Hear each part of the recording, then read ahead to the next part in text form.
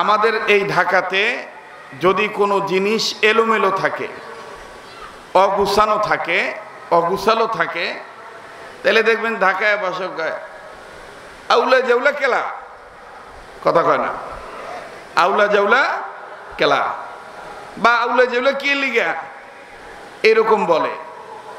আমি বলতে চাই রসুল করিম সাল্লাল্লাহু আলাইহি সাল্লামের ব্যাপারে, রসুলের সিরাতের ব্যাপারে, রসুলের আদর্শের ব্যাপারে, রসুল্লাহ সাল্লাল্লাহু আলাইহি ওয়াসাল্লামের সুন্নাহর ব্যাপারে আল্লাহ পাকের নির্দেশ, কোনো মানুষের বানানো নির্দেশ নয়। কোনো ব্যক্তি আমাদেরকে বলেন নাই যে আমি বলতেছি মুহাম্মদের রাজনীতি করো, আমি বলতেছি মুহাম্মদের সুন্নাহ মানো। ডাইরেক্ট আমাকে আপনাকে যিনি বানিয়েছেন সেই মহান সত্তা, সেই মহান মালিক বলেছেন, রব্বে কাবা বলেছেন যে আমার হাবিবের অনুসরণ করো, আমার হাবিবকে রাজনৈতিক নেতা মানো, আমার হাবিবকে ইমাম মানো, আমার হাবিবকে নেতা মানো, আমার হাবিবের আদর্শের মধ্যেই তোমাদের জন্য উত্তম আদর্শ। কথা বলেন ঠিক কিনা?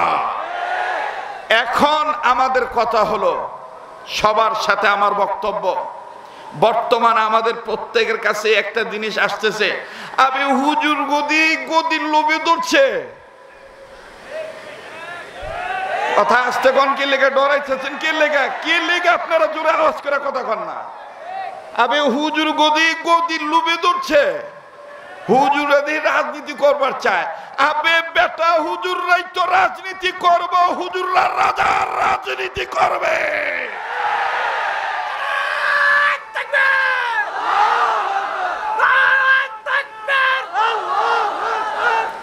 যদি হুজুরদের রাজনীতি তোমাদের পছন্দ না হয়, ইসলামী আন্দোলনের কর্মীদের, মুজাহিদদের এই জজবা, মুজাহাদা, প্রচেষ্টা, এই সিরাত সম্মেলন যদি তোমাদের পছন্দ না হয়, কাদিয়ানীদেরকে কাফের ঘোষণা করতে যদি তোমাদের মন না চায়, তাহলে বুঝতে হবে তোমার মাথার টুপি, তোমার মুখের দাড়ি, তোমার গায়ের লেবাস, এটা সবটাই সম্ভবত কোন না কোন পাশ্চাত্যের গোলামীর রূপ।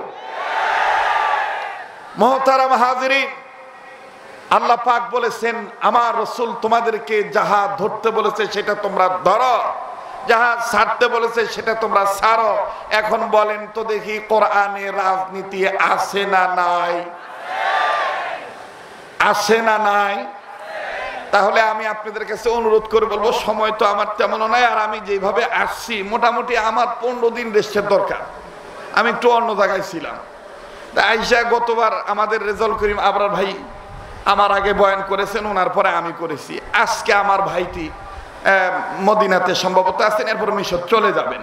তো যাই হোক, তো আমার ভাইরা, আমি যে কথাটা বলতে চাচ্ছি সেটা হলো এই, আমি ওদিকে লম্বা করব না, শুধু বলবো ভুল হলে আমাকে জানায় দিবেন। সূরাতুন নিসার 85 নম্বর আয়াত। আপনি ভোট কাকে দিবেন? আউলা জাউলা মার্কা নেতারে দিবেন, নাকি নবীজির সিরাত সুরত সুন্নত যার মধ্যে আছে তারে দিবেন? এই সবটা কিন্তু সূরাতুন নিসার 85 নম্বর আয়াতে উল্লেখ করা আছে। আপনি যদি ভালো লোককে সাপোর্ট করেন, তাহলে এই ভালো লোক যত ভালো কাজ করবে সব সওয়াব ইনশাআল্লাহ আপনার আমলনামায়ও দেওয়া হবে। কথা বলেন ঠিক কিনা? আপনি যদি খারাপ লোককে করেন, আনজুট্টি গানজুট্টি ওয়াটওয়ালা জটওয়ালা চটওয়ালা, রাম বাম চ্যাটার্জি মুখার্জি গঙ্গোপাধ্যায় চট্টোপাধ্যায় হরিদাস পাল্লেন সেন দাদা বাবুদেরকে যদি আপনি সাপোর্ট দেন, তাহলে ওনারা যতটা খারাপ কাজ করিবে সব খারাপ কাজের পার্সেন্টেজ আপনার আমলনামায়ও আইব।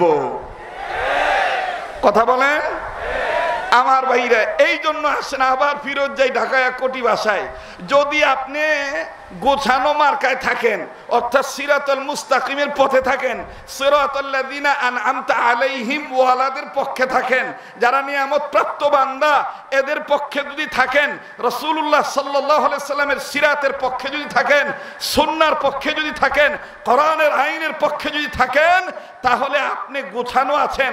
আর যদি আপনি নামাজের সময় নামাজে ঠিক আছেন মিয়া, সেজদাবি মিস নাই, কপালে কালো দাগ ফালাই দিচ্ছেন, লুঙ্গি বিদ্যুতি কাপড় পইরা বাজারে যান, সব বহিরাগত লোক করে বিদেশে বলে গালি দেন, রাজনীতির কথা কইলে আপনি কোন কেলা রাজনীতি তুই কে লিগে করবি বেটা, আমি তো ভোট দিব মোকরাম বাম চ্যাটার্জি, তাহলে বুঝুন লাগবো আপনি শুধু নামাজের বেলায় গুছানো, মাগার অন্য ক্ষেত্রে রসুলের সিরাত আপনি মানেন না, আপনি আউলা ঝাউলার পক্ষে আছে।